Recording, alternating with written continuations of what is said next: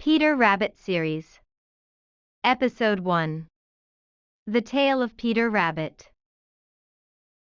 Once upon a time there were 4 little rabbits, and their names were Flopsy, Mopsy, Cottontail, and Peter. They lived with their mother in a sandbank, underneath the root of a very big fir tree.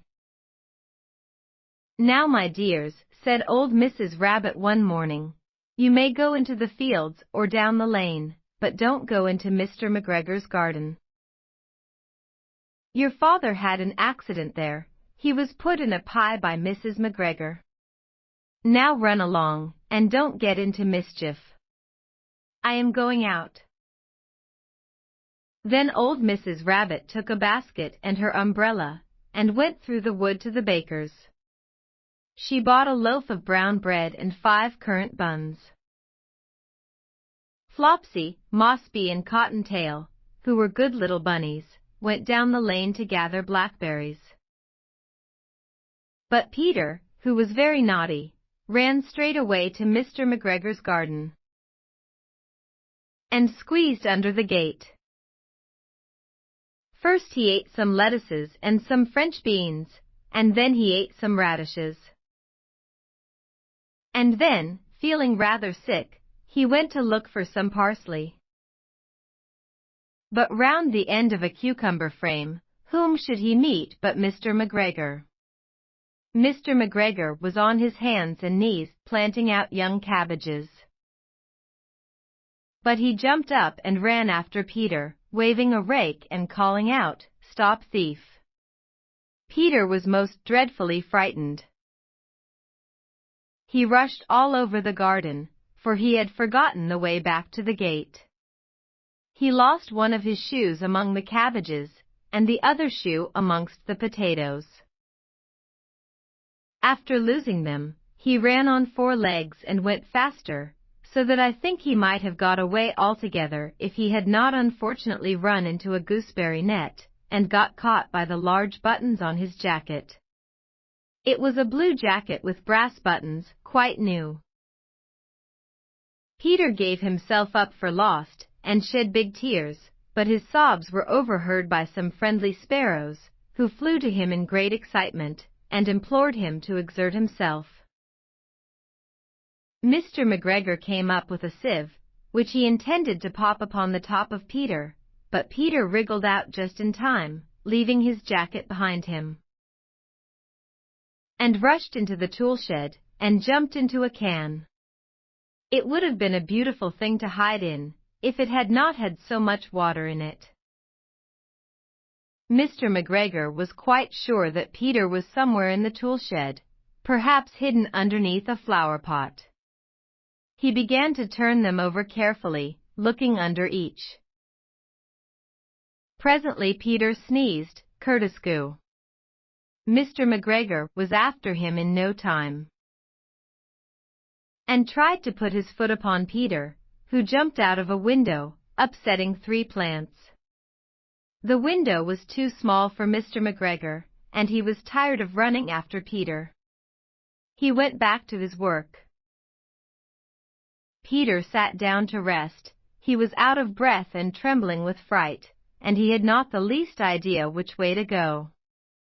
Also he was very damp with sitting in that can. After a time he began to wander about, going lip-pitty, not very fast, and looking all round. He found a door in a wall, but it was locked, and there was no room for a fat little rabbit to squeeze underneath. An old mouse was running in and out over the stone doorstep, carrying peas and beans to her family in the wood. Peter asked her the way to the gate, but she had such a large pea in her mouth that she could not answer. She only shook her head at him. Peter began to cry. Then he tried to find his way straight across the garden, but he became more and more puzzled. Presently, he came to a pond where Mr. McGregor filled his water cans. A white cat was staring at some goldfish. She sat very, very still, but now and then the tip of her tail twitched as if it were alive.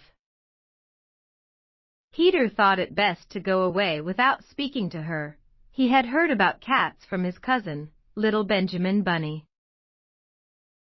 He went back towards the tool shed, but suddenly, quite close to him, he heard the noise of a hoe screech, scratch, scratch, scratch. Peter scuttered underneath the bushes. But presently, as nothing happened, he came out, and climbed upon a wheelbarrow, and peeped over. The first thing he saw was Mr. McGregor hoeing onions. His back was turned towards Peter, and beyond him was the gate. Peter got down very quietly off the wheelbarrow, and started running as fast as he could go, along the straight walk behind some blackcurrant bushes. Mr. McGregor caught sight of him at the corner, but Peter did not care. He slipped underneath the gate, and was safe at last in the wood outside the garden. Mr. McGregor hung up the little jacket and the shoes for a scarecrow to frighten the blackbirds. Peter never stopped running or looked behind him till he got home to the big fir tree. He was so tired that he flopped down upon the nice soft sand on the floor of the rabbit hole, and shut his eyes. His mother was busy cooking. She wondered what he had done with his clothes. It was the second little jacket and pair of shoes that Peter had lost in a fortnight. I am sorry to say that Peter was not very well during the evening. His mother put him to bed, and made some chamomile tea, and she gave a dose of it to Peter. 1 tablespoonful to be taken at bedtime. But Flopsy, Mopsy, and Cottontail had bread and milk and blackberry for supper. The end.